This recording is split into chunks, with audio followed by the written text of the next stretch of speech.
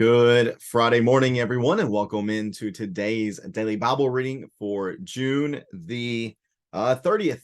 June the 30th. Today we are reading together in Judges chapter 7. Judges chapter 7, which discusses or which continues on the Gideon saga that is found here within this middle section of the story of the Judges. Not exactly the straight middle of the text itself, but as we looked at the various let's see here, as we looked at the there it is, as we looked at this visual aid that we considered previously, which shows us a bit of the structure of the book of the Judges. We'll see that we are smack dab right in the middle of this particular text of the Judges. Really, once we get through the end of our read today, we will have completed right at the very first. Again, by the way, the structure is made here.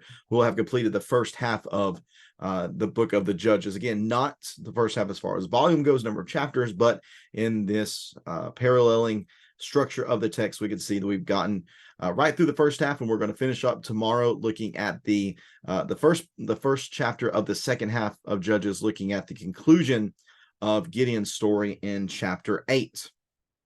So again, this is a good visual aid to help us kind of see the structure of the text here. And I probably do need to go ahead and post that on the video for our studies, just so you guys can have that and have access to look at that whenever you would please as well.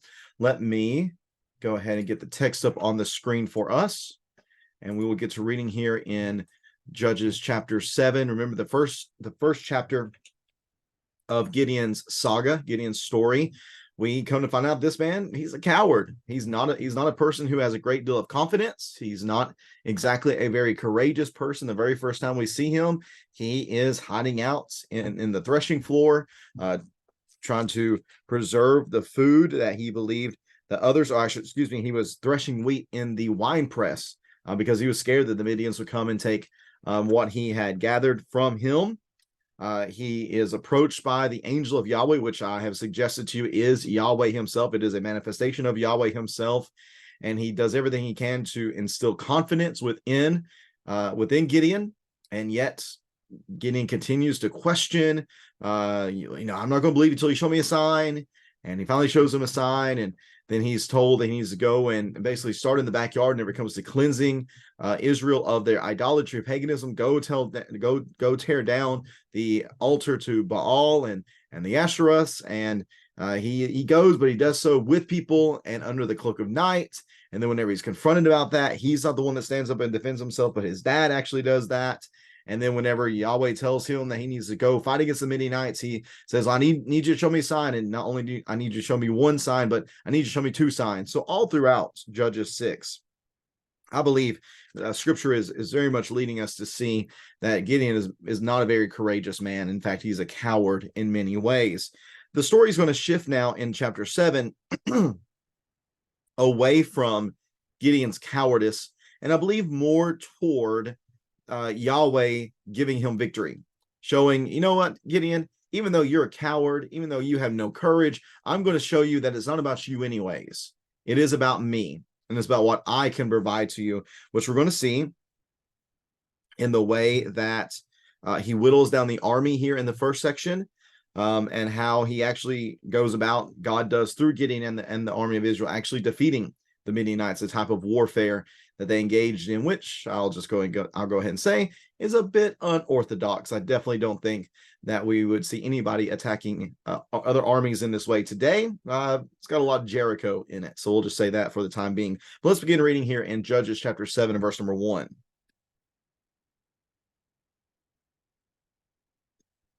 Jerubbaal, that is Gideon. Remember, Jerubbaal means the one who contends with Baal, which should be who Gideon embraces as his persona, but he instead continues to be cowardly Gideon. But Jerubbaal, that is Gideon, and all his troops who were with him, got up early and camped beside the spring of Harod. The camp of Midian was north of them, below the hill of Moreh in the valley. And Yahweh said to Gideon, you have too many troops for me to hand the Midianites over to them, or else Israel might elevate themselves over me, I believe a little foreshadowing here, and say, I saved myself. Now announce to the troops, whoever is fearful and trembling may turn back and leave Mount Gilead. So 22,000 of the troops turned back, but 10,000 remained. Then Yahweh said to Gideon, there are still too many troops. Take them down to the water, and I will test them for you there. If I say to you, this one can go, he can go. But if I say about anyone, this one cannot go with you, he can not go. So he brought the troops down to the water, and Yahweh said to Gideon, separate everyone who laps water with his tongue like a dog. Do the same with everyone who kneels to drink. And the number of those who lapped with their hands to their mouths was 300 men, and all the rest of the troops knelt to drink water. Yahweh said to Gideon, I will deliver you with the 300 men who lapped and 300 men who lapped and hand the Midianites over to you, but everyone else can go home. So Gideon sent all the Israelites to their tents and kept the 300 troops who took the provisions and their ram's horns. The camp of Midian was below him in the valley. So he said, whoever I tell you can go with you, can go with you. But if I tell you these individuals cannot go with you, they cannot. So once that's done, whittle down to about 300 people.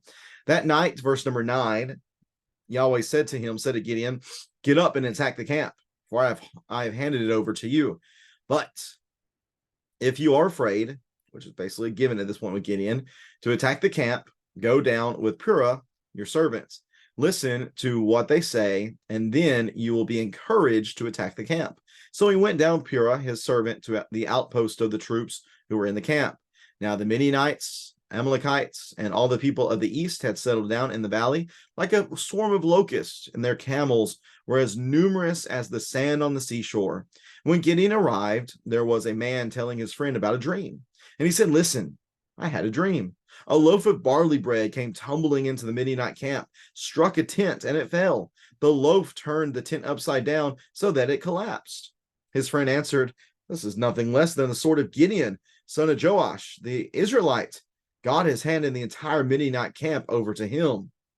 When Midian heard the account of the dream and its interpretation, he bowed in worship. He returned to Israel's camp and said, get up, for Yahweh has handed the Midianite camp over to you. Then he divided the 300 men into 3 companies and gave each of the men a ram's horn in one hand and an empty pitcher with a torch inside it in the other. Watch me, he said to them, and do what I do. When I come to the outpost of the camp, do as I do. When I and everyone with me blow our ram's horns, you are also to blow your ram's horns all around the camp. Then you will say, for Yahweh and for Gideon. Gideon and the 100 men who were with him went to the outpost of the camp and began, at the beginning of the middle watch, after the sentries had been stationed. They blew their ram's horns and broke the pitchers that were in their hands.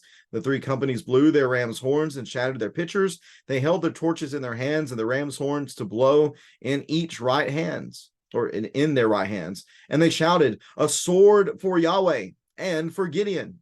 Each Israelite took his position around the camp, and the entire Midianite army began to run, and they cried out as they fled. When Gideon's men blew their 300 ram's horns, Yahweh caused the men in the whole army to turn on each other with their swords. They fled to Acacia House in the direction of Zerah, as far as the border of Abel Meolah near Tabbath. Then the men of Israel were called from Naphtali, Asher, and Manasseh, and they pursued the Midianites. Gideon sent messengers throughout the hill country of Ephraim with this message: come down to intercept the Midianites and take control of the watercourses ahead of them as far as Beth Barah and the Jordan. So all the men of Ephraim were called out, and they took control of the watercourses as far as Beth Barah and the Jordan. They captured Oreb and Zeeb, the 2 princes of Midian. They killed Oreb at the rock of Oreb and Zeeb at the winepress of Zeeb while they were pursuing the Midianites. They brought the heads of Oreb and Zeeb to Gideon across the Jordan. And that concludes Judges chapter 7, but I'm going to leave this last section, verse 24, on for our discussion tomorrow, because it seems to fit the next chapter a bit better than what we are discussing in the rest of the text. So again, we have Following the story, then we have where Gideon has been testing God all throughout chapter 6, and now it is God who is going to test Gideon here in chapter 7, where we are reintroduced to Jerubbaal, who is this one who contends with Baal. But again, we have more so scared Gideon, who is the main character here within this camp. And yet, what is at the point of, or what's at the heart of Yahweh's instruction within this text is to really show them that, and to show Gideon that you don't have to have confidence in yourself. You don't have to be worried about if you can do it or not. Just have confidence in me. I've got this. So the first test, he says, is if anyone is scared, you can go. Well, at this point, Gideon himself could have fit into this group. He could have left. But obviously, that doesn't happen. So now we have the water test, that you're going to take them to the water, and if they kneel down and lap water like dogs, then that's going to be one group. And then you're going to have those who are going to use their hands to get water. That's another group. And we're going to separate them out. So in verse number 6, the number of those who lapped with their hands to their mouths, who bent down and went like this, that was 300 men. And the rest who knelt down with their mouths straight to the water, that was the rest of them. So the 300, Yahweh says, is your army. This is your army. God can use not only weak people like Gideon, but he can also use a few people like this 300 in order to go against the entire army of not just Midian, but we also see Amalekites and other type of peoples, the Kedemites as well. So we're looking at this text in verse number 9, and we see that once again, Gideon's going to be scared. Yahweh says, get up and attack the camp. But if you are afraid to attack the camp, which we assume that with Gideon, we assume that he's going to be afraid because that's the character that he has shown to us until this point. If you are scared, then why don't you take your servants, your right-hand man, and go listen, go eavesdrop on what's being said in the camp. And that should encourage you. That should fill you with courage to be able to do what I'm telling you to do at this point. So that's what Gideon and his servant do. They go and they go into the valley. They see this huge number of enemies. They're like a swarm of locusts. Their camels were innumerable as the sand on the seashore. There's more Exodus echoes here within this point. And then Gideon listens, and he hears this strange dream, and the interpretation of the dream is that, man, that can only be Gideon, the one who's leading God's army. Certainly he's going to come and destroy us. And what's interesting here is that at this point, Gideon takes courage. Want to know what's sad about that? What's sad about that is Gideon gained more courage from the words of the interpretation of this dream from this pagan than he did in Yahweh's own words to him, get up and attack the camp. But really, at the end of the day, we know that God arranged all this to take place. So even at the end of the day, whether he knows it or not, he was putting confidence in Yahweh. So at this point, we have in verses 15 through 23, we have the high point of the Gideon story. It's perfectly set right in the middle of this whole story. And it is a high point, but even in this high point, I think we see, again, some weaknesses in Gideon's character coming to the forefront as well. He goes to the people. He responds to this dream with worship. And then he goes to people and he rallies them. Yahweh has handed the Midianite camp over to you. We're going to divide up into the 3 camps. So there's going to be 100 in each camp. And we're going to do like they did at Jericho. We're not going to use conventional means of warfare. We're going to take these pitchers and these trumpets with a torch inside of it. And whenever we come to the camp and do what I do, when we blow our trumpets, you also blow your trumpets. And then this is what we're going to say. This is going to be our battle cry for Yahweh and for Gideon. Very interesting that Gideon would say this. Is Gideon wanting credit and praise in this moment? Maybe the words of the Midianites in verse 14 is getting to his head a little bit. He knows my name. He knows that I am somebody special. So I need some praise in this too. This type of language for Yahweh and for Gideon, for a deity and an individual, was often used among ancient peoples, and really it often represented not just the Yahweh, not just the deity, but the king. So could it be that at this point Gideon's thinking he's really hot stuff and that he has aspirations of being an even greater leader than he already is? I think that's possible. I think we might see a little bit of that in the next chapter, although it's really going to come to fruition with his son Abimelech in chapter 9. So a little tease for what we're going to be looking at over the next couple of days. But nonetheless, they go with him. They get set up in their positions in the middle watch after the sentries have been stationed. So we're talking about in the middle of the night, basically, this takes place. They begin to blow their horns. All of them do. And they yell a sword for Yahweh and for Gideon. They take their positions, like I said. The Midianites take off running. They're terrified. They don't know what's going on. And Gideon's men blew their 300 trumpets. But let's note verse number 22, because the narrator knows what's going on. The narrator states all this correctly. He states that Yahweh caused the men of the whole army to turn on each other with their swords. And that's exactly right. Yahweh was the one who was making all of this happen. At the end of the day, they fled to the Acacia house in the direction of Azurah.